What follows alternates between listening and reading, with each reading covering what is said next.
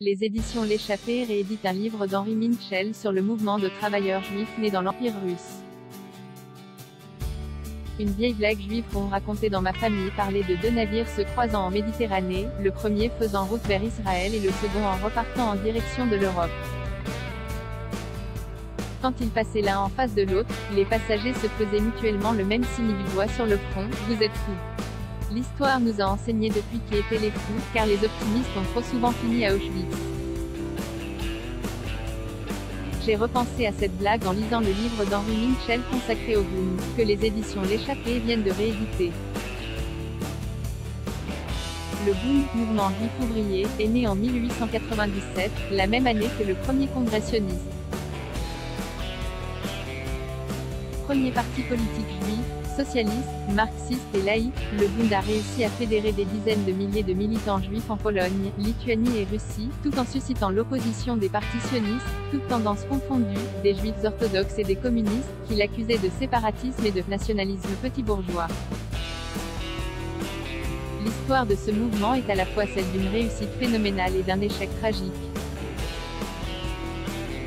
Le livre pionnier de Minchel décrit l'essor spectaculaire du Bund dans la Russie tsariste, sa lutte acharnée pour défendre les droits des ouvriers juifs exploités, dont l'éthos socialiste restait profondément empreint de culture juive laïcisée, comme en témoigne l'hymne du mouvement, rédigé par l'écrivain Anspi, dont le refrain « Ciel et terre nous écouterons » était une citation du prophète Isaïe.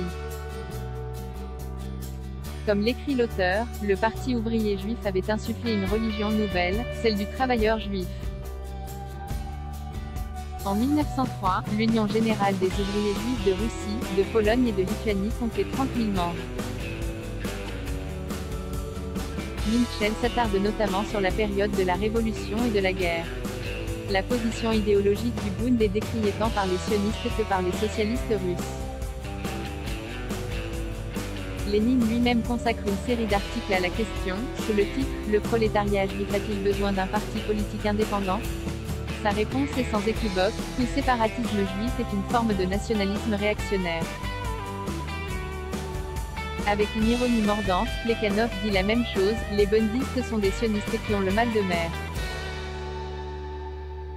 Face à ces attaques, le Bund maintient sa position envers et contre tous, revendiquant sa position de représentant du prolétariat juif au sein du Parti ouvrier social-démocrate de Russie.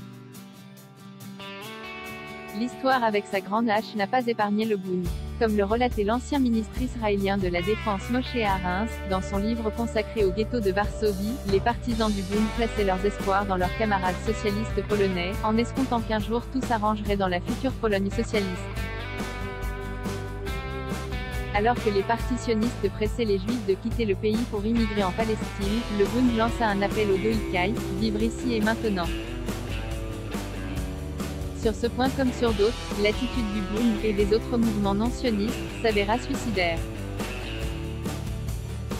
Il est bien entendu facile de réécrire l'histoire quand on en connaît la fin. Mais il n'en demeure pas moins que le choix des militants bundistes fut une erreur tragique, erreur qui se perpétua jusque dans la Pologne de l'après-guerre.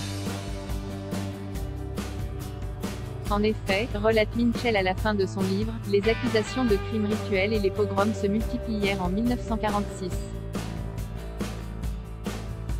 Le tristement fameux pogrom de Kielce ne fut pas le seul, les actes anti-juifs se multipliant à travers toute la Pologne, contraignant le Bund à reformer des groupes d'autodéfense, comme dans la Russie tsariste. C'est ainsi que fut écrit, dans le sang et les larmes, l'ultime chapitre de l'histoire de ce mouvement juif révolutionnaire qui avait cru en un monde meilleur. Histoire générale du Bund, un mouvement révolutionnaire juif price, 22 € un used et new available, from 22 € à lire aussi. Du même auteur Proust, écrivain sioniste, abonné Je suis un vieux con, et j'ai perdu la guerre Michael Barsby, l'ami, le mensch.